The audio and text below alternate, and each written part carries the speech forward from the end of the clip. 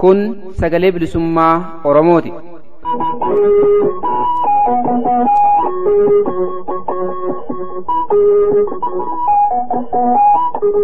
Sagaleen bilisummaa Oromoo guyyoota kibxataa, jimaataa fi sanbata ganama sa'aatii 6:00 hanga sa'aatii 7:00tti, galgala ammoo sa'aatii 6 hanga sa'aatii 6:30tti, akkasumas guyyaa roobii ganama sa'aatii 7:30 hanga sa'aatii 8tti, galgala ammoo sa'aatii 7 hanga 7:30tti dambalii gabaabaa kiilooheerzii 7,175 irratti yookaan dambalii jiddu galeessaa 837 irratti, akkasumas dambalii gabaabaa meetir baandii 25 kiilooheerzii 11,810 irratti jimaataa fi dilbata galgala sa'aatii 8 hanga 8:30tti afaan Oromootiin, roobii ammoo galgala sa'aatii 8 hanga sa'aatii 9tti afaan Oromoo fi afaan Amaaraatiin wal duraa duubaan qophiilee dabarsu amma jalqaba. Kun sagalee bilisummaa Oromooti.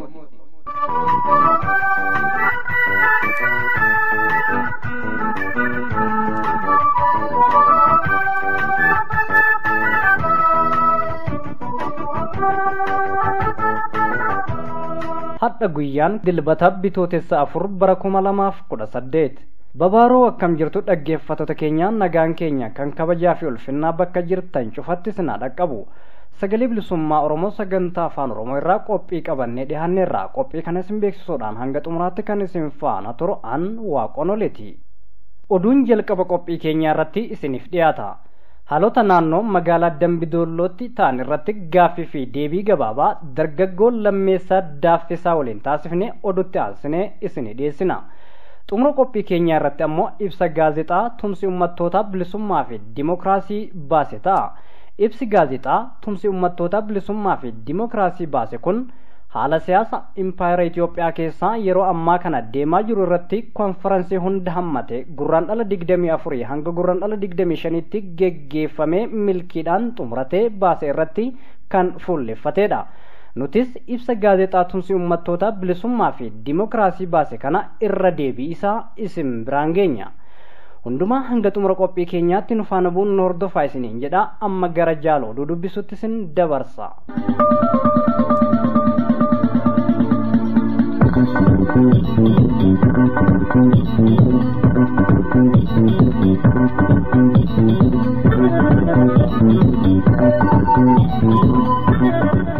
Irra deebi'uudhaan ashamaa akkam jirtu dhaggeeffattoota keenya kabajamoo fi jaallatamoo.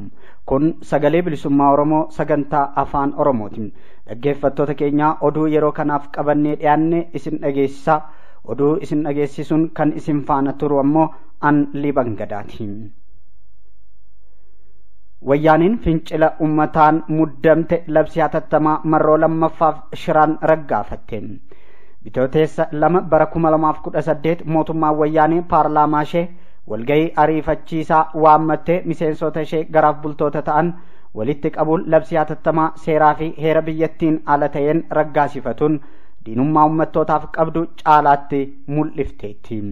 Miseensonni paarlaamaa lakkoofsaan 547 ta'an guutuutti argamanii harka 2/3 raggaasuun otorraa eegamu bakka lakkoofsi guutuun taaneen shiraan akkasumas humna waraanaa qabdutti hirkattee labsii muddamaa kana marroo lammaffaaf raggaasisuudha kan ibsamaa jiru.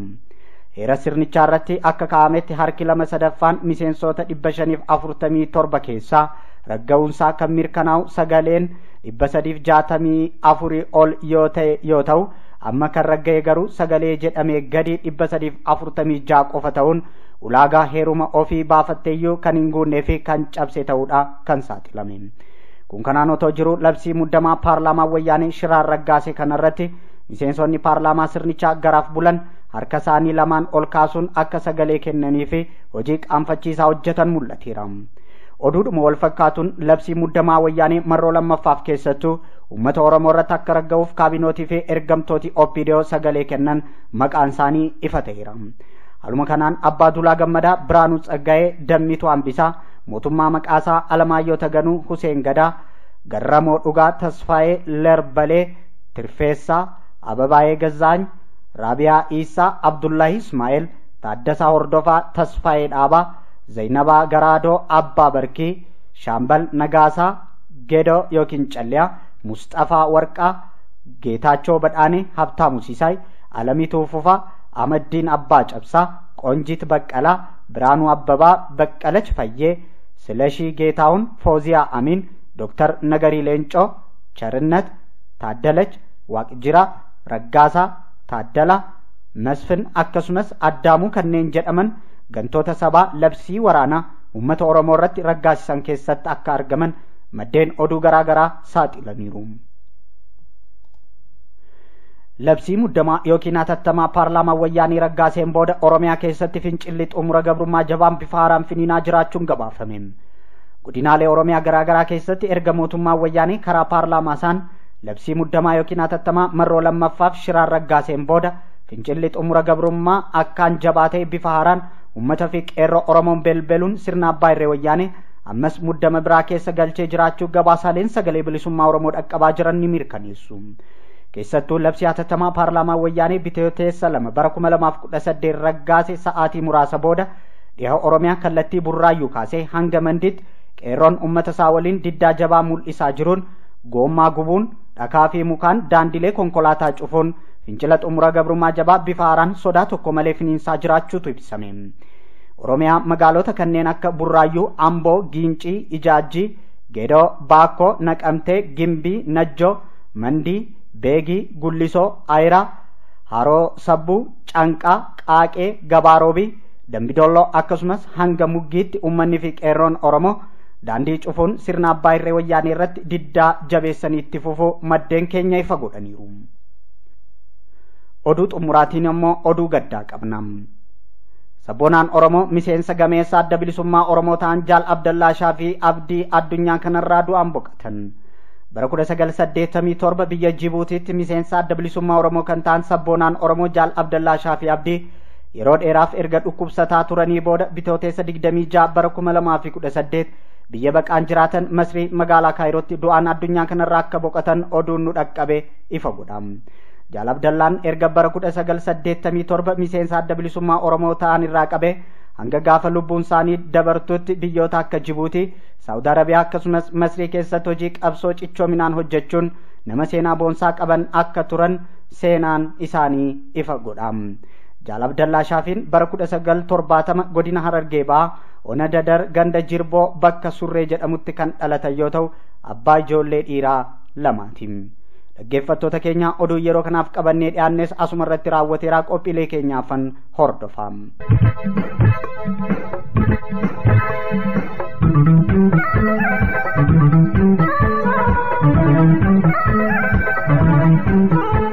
kabajamoo dhaggeeffattoota keenya kan caqasaa jirtan sagalee bilisummaa Oromoo sagantaa afaan Oromoo irraa qophii keenya dambalii gabaabaa meetir baandii 25 fi kiiloo heerzii 11,810 irratti isiniif tamsa'aa jirudha. Qophiin keenya oduu isin dhageessisuun eegale ammallee akkuma itti fufetti jira. Haalota naannoo magaalaa Dambidoollootti ta'an irratti gaaffii fi deebii gabaabaa dargaggoon lammeessaa daaffisaa waliin taasifne ta'a kunooti.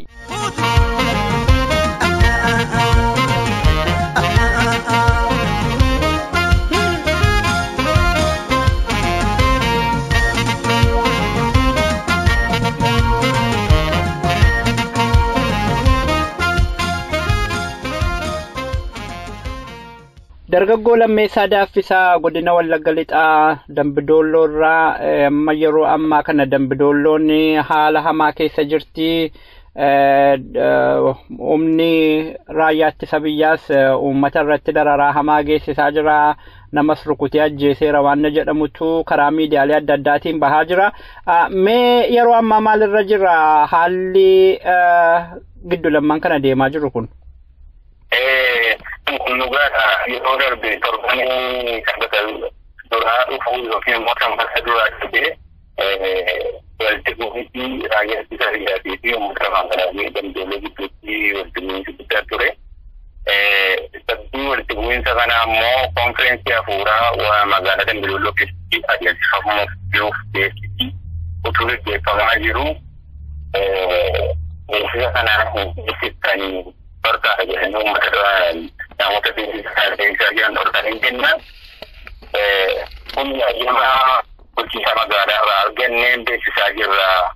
Kanaaf nu fayyamamaadha jedhaninnaan hayyama keenya malee deemuu dandeessan jedhaniitu namoota beeksisa beeksisan kana humnaan qabanii deemanii yeroo qabanii deemanii uummatni nama qabame kana buusuudhaaf dura goree karaa cufee isa booddee walitti bu'iinsi uummataa fi humna waraanaa kana gidduutti gaggeeffamee jira jechuudha.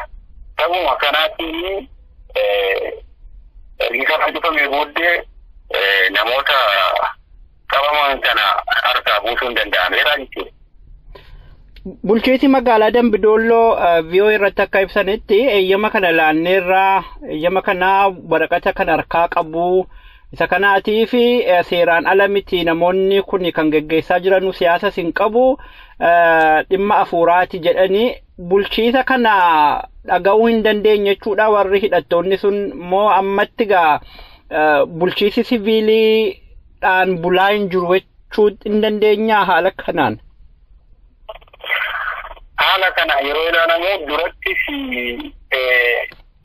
magaalaa kun ayyama isaaniitiin haala waraanni kun magaalaa kana keessa mukaseessan jiru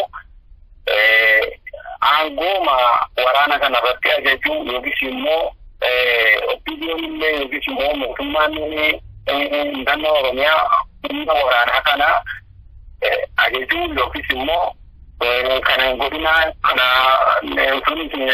kana gochuu hin dandeessan jedhee hanga ammaatti humna waraanaa kana magaalaa Dambidolloo amma beekutti waan nurraa deebisee hin qabu waan nurraa deebisee hin qabu. Waraanni kun yoo barbaade tabbeen yoo barbaade turbuutaa kanaaf hanga ammaatti ayyama isaanii hin arganne akka jedhamutti ayyama hin argatiin argatu isaan kun ajaa'ibaa hin qaban aangoo kan fayyadamanii waan barbaadan gochaa jiru jechuudha. Haaluma walqabateen edda tarkaanfiin sun fudhatame humni raayyaa yookaan immoo humni ittisaa kan Oromiyaa bakka sana seenaniiru uummanni simateera waan jedhamu jira. Uummanni waraanni Oromiyaa irraa dhufe sun uummata kana ittisuu danda'eera namoota sanarraa warra raayyaa ittisaa biyyaarraa jechuu kooti. Utuun isa dura achiin ga'een humni ittisaa kun guyyaadhuma beeksisuun dhorkame kana uummata walitti bu'anii jiru. Sababa walitti bu'iinsa kanaatiin humni waraanaa kun humna nama humna isaatti ta'uu daandii jiraachuu daandii magaalaa qulqulleessee jiraatu irratti tarkaanfatu humni addaa soorata jedhamu magaalaa kana keessa humna ittisaa kana irratti tarkaanfii fudhatanii jira. Isaan irratti tarkaanfii fudhatamu yoo malee namichi humna isaatiin qulqulleessee humna isaatiin jiraatu kun lubbuun isaa darbeera. Guyyaa kana yeroo lubbuun isaa darbu sirna hawaasa isaatii sirna hawaasichaan kan jedhu kana sirna hawaadhaanii dhaadannoodhaanii uummati magaalaa Dambidolloo guutummaatti ba'ee akka awwaalamu godhamee jira. Biyyuma namichi awwaalamu kana humni liyyuu hayilii jedhamu kan mootummaa naannoo Oromiyaatiin hoogganamu jedhamu tokko galgala isaa dhufee magaalaa kana galee jira. Magaalaa kana yeroo galu uummati ba'ee simateera. Asimatu iyyuu maleessa guyyaa borumtaasaa humni waraanaa kun guyyaa humni liyyuu hayilii jedhamu kun magaalaa galu borumtaasaa jechuudha. Guyyaa liyyuu hayiliin kun galu uummati kun simatee habaawuyyuu malee borumtaasaa aariidhaan tiiviidhaan ba'anii uummata reebuu jalqabanii jiru jechuudha humni waraanaa kun. Hanga ammaatti nurraa fiigsisuu hin dandeenye. Yadda kun walii galanii waan jiran isinitti fakkaata. Waan adda baafame hin qabnu. Humna uummati asimatu iyyuu malee yadda kun walitti haasa'u qabiisan iyyuu malee hojii nurraa dhaabbatee hin jiru hanga ammaatti. Egaa tarkaanfiiwwan wal fakkaataan torbanuma kana keessa magaalaa Naqamtee keessatti gaggeeffameera. Guyyaa lammaffaataatiif gaafa wixataa yookaan gaafa dafinoo ijoolleen umrii waggaa 15 du'eera. Magaalaa Ukkee keessatti akkasii. Haalli kun gara kamitti deemaa jira etta lammeessa? Haalli kun amma Command postiidhaan biyyattiin akka bultuuf labsiin darbee jira. Labsiin darbame kun immoo caalmaatti isa duraanii caalaa akka inni dhaabbatee ture. Inni hanga tokko jedhatee ture addunyaa uummata Oromoo irra ture.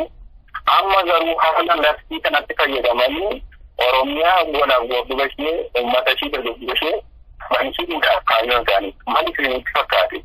Amma Yerootiin falmii rootiin qabsoo rootiin nama hedduutu mana hidhaa fide maniidhaa hamma tokko qaaweeraa jechuudha. Ammas immoo sababa command postii kana fayyadamanii biyyoota Oromiyaa keessatti kaasanii ammas irra deebiidhaan namoota dargaggoota qeerroo kan biraa qabanii bakka namoota bu'anii hidhaa ba'anii kanaa buusanii hidhaachuudhaan malee biyyattii tasgabbeessuudhaaf waa tokko buusuun miti ajjechaa uummata Oromoo irratti jaaran dabaluudhaaf baay'een isaanii.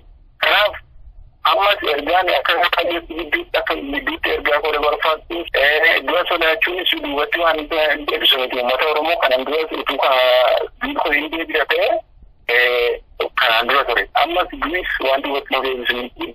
Yoo ofiif jedhe mootummaan kun uummata kanarraa durasaa yookiis immoo labsii hatattamaa qopheeffatee ittiin uummata Oromoo daruu qopheesse kana dhaabee uummata kana yoo walii galduwwaa hamma tokko ta'e babbaa'uun jiraate maleessa haalli kun gara fuulduraatti Oromiyaa mootummaa keessatti waan gurguddaa dura gadhee yookiin agaree deebisuudhaaf adeemaa jedhanii ilaala. Guyyaa Jimaataa dhufu kana walgahii hatattamaatu taa'uudhaaf deema manni marii bakka bu'oota uummataa. Achirratti dhaamsa adda addaa bakka bu'oota uummataa sanaaf darbaa ture. Akka labsii kana kuffisanu maaliif paarlaamaatti dhiyaatee hin mirkanoofne gochi isaan amma raawwachaa jiranu kuni yoo tariiti keessattuu amma opiidoon marcammaa teessuma wayyabaa qabu teessuma wayyabaa sanatti fayyadamanii yoo kan kuffisanu ta'e humni waraanaa sun tarkaanfii sana fudhachuu ni dhiisaa. Itti dabalaanis immoo yoo jarri mirkaneessanii bahan bakka bu'oonni uummataa sun kana booddee uummata keessatti uummata irratti du'a labsisiisanii egaa durumaa hojii ergamtummaatti kan raawwatanu isa sana gajjabeessan jechuudha. Uummanni akkamitti ilaala sana booda maaltu ta'uudhaaf deema? Akka uummati ilaalaa jirutti haalli yaadamee jiru sun sadarkaa karaa ofiifoosii namni bakka namicha ministeeraa bakka bu'uu danda'a jedhamu kan qophaa'anii jira jedhama. Akka naannoo Amaaraattis jedhama, akka Tigraayittis ni jira jedhama, akka naannoo Dabuutii yookiis immoo saba sablammoota kibbaattis ni jira jedhama. Haa ta'u iyyuu malee sarara jedhama namni tokko bakka namicha ministeeraa yoo dhaqee hojii addaa waan qabatee dhaqee waan qabuuti. Ergamuma kanaan dura karooruma karoorfamee jiru kan isaan hojii sana hojjechuudhaaf bakka bu'an. Namichi amma bakka sana gadhiisee akka isaan barbaadanitti ergaa isaanii dabarsuuf sodaachuudhaan kan ka'e sodaa lubbuu isaatii fituu amma ergi fakkiin Oromaa keessa orma qabee fudhee qabeetti sodaadhaan kan ka'e iyyata galchee gadhiisaa jira. Namni haaraan bakka isaa buusi ergamuma jaraa ergi bakkaan ga'uudha qabare. Hojii haaraa ofii uummatee karoora haaraa gidduu kanatti uummatee dhaqe waan hin qabneefi uummati kanarraa gammadaa hin qabu. Wanta haaraa fidee biyya keenya boos waan buusi. Qabsoo uummata Oromoo waan duubatti deebisuudhaaf jedhee uummatidha. Naftiitu tilmaama kennee yeroo isa kana filatee jira jechuudha. Egaa dhuma irratti mee haala ammaa adeemaa jirus ilaalchisee maaliif sochiin labsii kanarratti godina Wallagga Lixaatiif Wallagga Bahaa guutummaatti tarkaanfiin haa fudhatamu jedhaniiti kan komaandi poostiin sun barsaa jiranu. Uummata Oromoo bakka biraa jiruuf dhaamsati qabdu maanni kana wajjin wal qabsiifte? Ani kana wajjin wal qabsiifte akka duraanii feesbuukii yoo cufamu baateyyuu uummati keenya dammaqee waan jiruu fi bilbila isaatiin odeeffannoo addis jiru gubbaanas jiru boodanas jiru walitti himee qabsoo isaa utuu duubatti jiru. Itti wanti haaraa wanti dhalatu hin jiru waan ta'eef qabsoo isaa simeessee kaayyoo jalqaba qabatee ta'e walabummaa fi bilisummaa jalqaba qabatee ta'e irratti bareedama kana dhiirri kanaan dura dhangaleessuun dhiiga akkasuma lafatti hafu ta'uu qabu. Kanaaf yaalleewwan kanaan dura qabsaa'an qabsoo irratti fayyadaman kana imaanaa isaan ka'anii darban kana galmaan ga'uudhaafi eefuus sodaatiin sodaa tokko malee utuu hin jedhin qabsoo isaatti nuusuu qaba jedha ergaan koo. Akkuma kana qeerroowwan magaalaa kana keessa jiru dhagaadhaan tasaasa dura dhaabatee hojii isaa jiru hojii ajaa'ibsiisaadha. Qeerroon as keessatti gurmaa'ee hojii hojjetaa jiru immoo hojii akka biyyattiitti waan ajaa'ibsiisaa biyyattii bilisummaa baasu waan hojjechaa jiruu fi fakkeenyummaa qeerroo Dambidolloo irraa fudhatee hojii hojjechuu qaba jedha ergaan kun. Maaliif nutti fakkaate? Sababii as keessatti itti hojjetamaa jiruuf dhiibbaa gurguddaa asirratti gaggeessaa jiru. Ammayyuu biyyaarraa jiru jechuudha.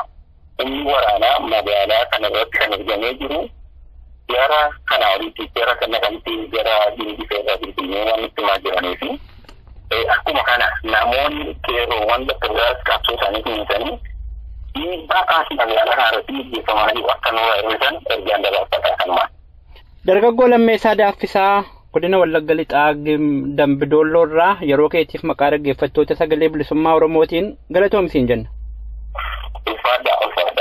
Geesse kaayyaroon dhiiraa qophaa'ii yaada gootaa daakii galaa gootichaa eebbisiitii gaggeessii atoon beektu boo'ichaa inaafuu lafa dhiiraa nafe adda boora koo booreen baasa qooda koo qajeelikaa boora koo boora dhugama nyaatu booree baafata malee koo lammiin booreen baatu toonkeerrumaa jiru kootarraa garaaniru.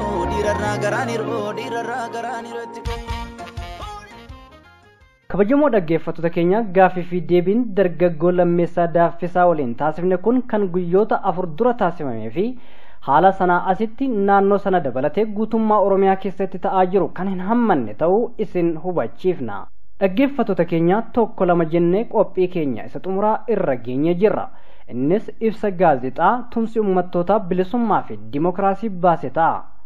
Ibsi gaazexaa tumsi uummattootaa bilisummaa fi dimokiraasii baase kun haala siyaasa impaayera Itoophiyaa keessaa yeroo ammaa kana deemaa jiru irratti konferansii hunda hammate gurraandhala 24 hanga gurraandhala 25tti geggeeffatee milkiidhaan xumuratee baase irratti kan fuulleffatedha. Nutis ibsa gaazexaa tumsi uummattootaa bilisummaa fi dimokiraasii baase kana irra deebii isaa kunoo qabannee dhiyaanneerra itti dhiyaadha.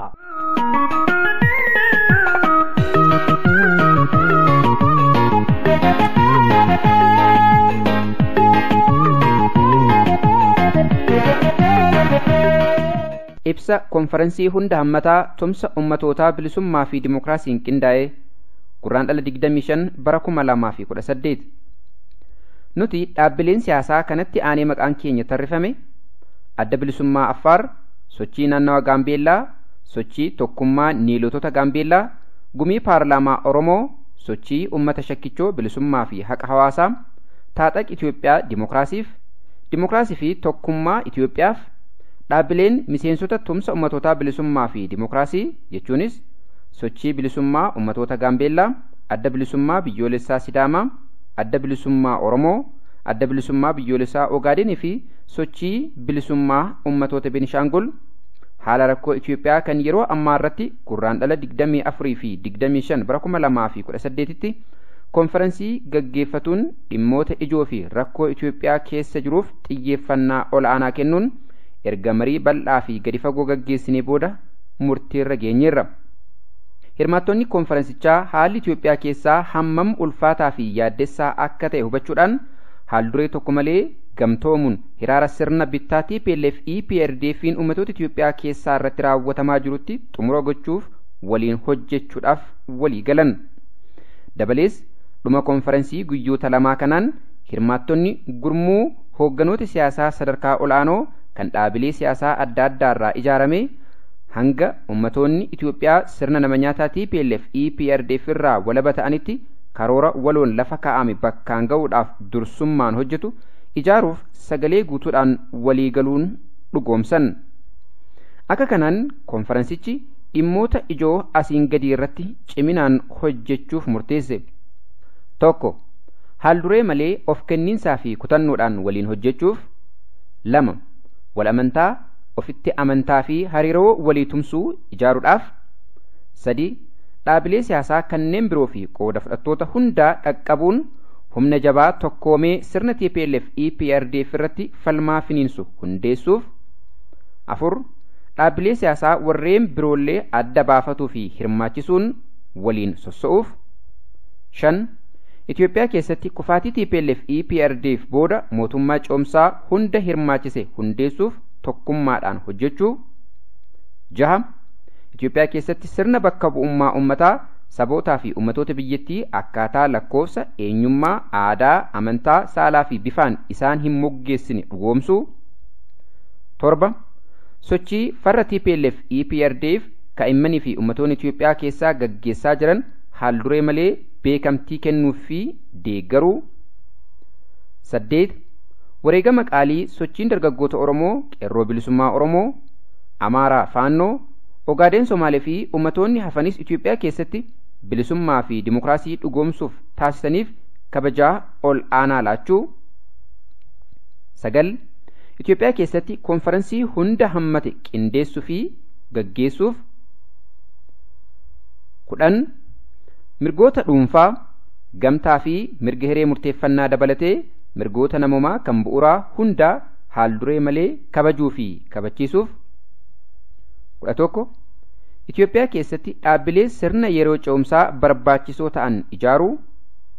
12 Itoophiyaa keessatti boordii filannoo loogdummaarraa walaba ta'ee fi dhaabbilee dimokiraatawoo biroo ijaaruu. 13 Itoophiyaa keessatti koomishina haqaa fi araaraa walaba ta'e uumuu.